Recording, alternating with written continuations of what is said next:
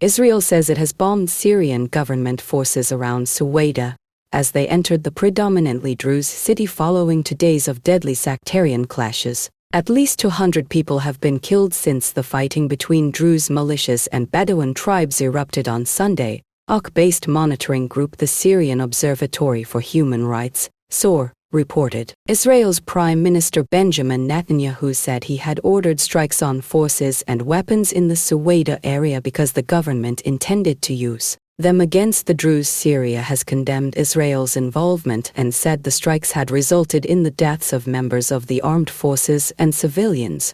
This is the first time that Syrian government forces have been deployed to Suweida since Islamist-led rebels overthrew President Bashar al-Assad in December. Many minority communities, including the Druze, whose religion is an offshoot of Shia Islam with its own unique identity and beliefs, are suspicious of interim President Ahmed al-Shara's government despite his pledges to protect them. Until now, the province of Suweida had remained largely under the control of Druze militias which resisted calls to join the security forces. Netanyahu has said he is committed to preventing harm to the Druze in Syria because of their deep ties to those living in Israel and the Israeli-occupied Golan Heights. Syria's foreign ministry said in a statement on Tuesday that Israel holds full responsibility for the latest attacks on southern Syria and the consequences. The Trump administration has now asked Israel to cease its strikes on Syrian military forces, U.S. news outlet Axios reported, citing a U.S. official.